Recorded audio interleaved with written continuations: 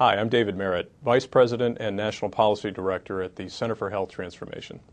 Think for a moment about how you're watching this video. Most are probably online on the web, maybe you're using a cell phone or an iPod or some other sort of gadget.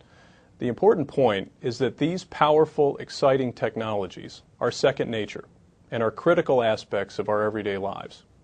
Now think about the health system, the largest, most important sector of our society, and you're handed a pen, a clipboard, and see row upon row of paper medical records. Fortunately, things are changing. Over the past few years, we've seen a lot of progress in moving healthcare into the 21st century using health information technology. Health IT saves lives and saves money.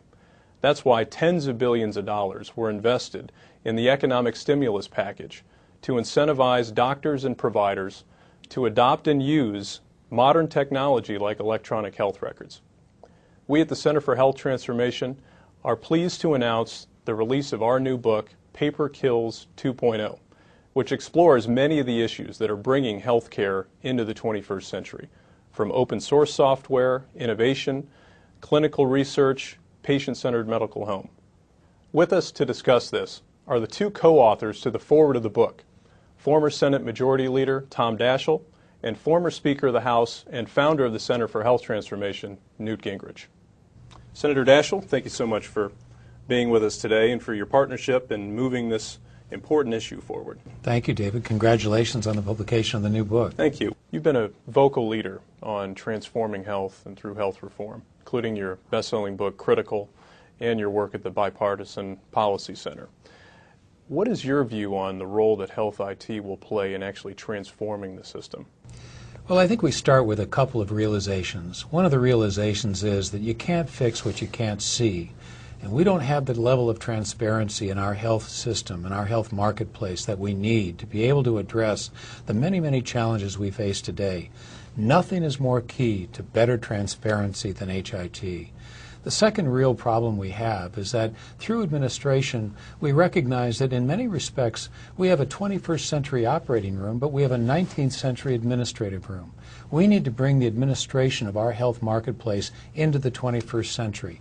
Nothing will do it better, faster, more successfully than HIT. In a sense, if we're going to create a new marketplace and a new health sector, the key, the backbone, the real spinal system of that new marketplace has to be health information technology.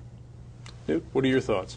Well, I think part of what Senator Daschle just said is so central to where we are that people need to really listen carefully to what he said. Without easy-to-access information in an electronic format, you can never surface the information you need.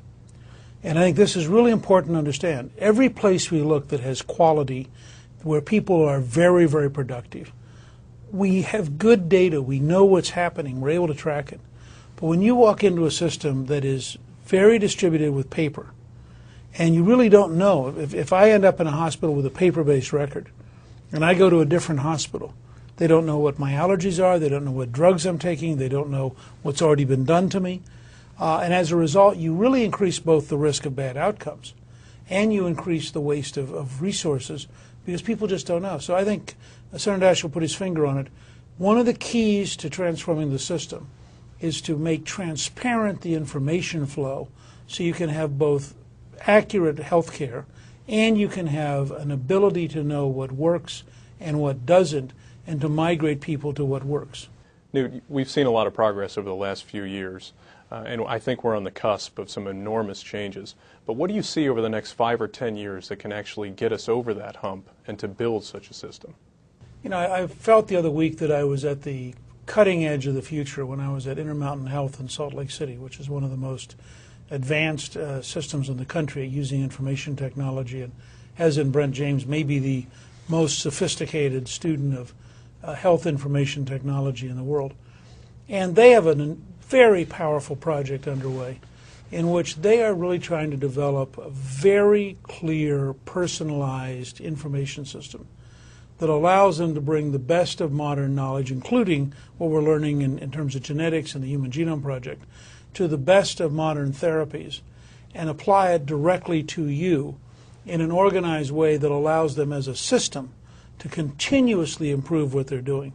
And it's fascinating to watch. Somebody estimated at the Dartmouth Health Atlas that if all healthcare in America were as effective as Intermountain, you would reduce the cost of Medicare by 50% while improving the outcomes. And I felt like I was seeing, sort of peering over the edge of the future, which is why the chapter they have in Paper Kills 2.0 is so fascinating, because they're really visionaries applying that vision to actually run a very big health system in a way that I found very exciting. You've done a lot of work with Mayo Clinic, who's doing a lot of the same work. What do you think is going to happen over the next 5 or 10 years to build this system? Well, I just building on what Newt just noted, I think it's really important that the Mayos and the Intermountains and the Geisingers are not the isolated examples of success stories that don't represent the mainstream. What we want is for the mainstream to catch up with the Intermountains and the Geisingers and Mayos, and IT in a large context can do exactly that. What does it mean? It means better efforts at cost containment, better opportunities to improve quality, new opportunities for transparency, a recognition that innovation could explode if we had the technological applications that we're already beginning to see at some of our finer institutions, new models of healthcare that are only dreams in the minds of these visionaries today, but could be the reality in the future. That's what this is about, and that's really what is exciting about your book. It lays out that vision in a very tangible way. Well, thank you for joining us. Thank you for your partnership, and thank you for the bipartisan leadership on this issue. Paper Kills 2.0. It shows how health IT is saving lives and saving money today. It also shows a glimpse of a future that is right around the corner. But most importantly, it shows us how to get there. Paper Kills 2.0, it's available now at healthtransformation.net.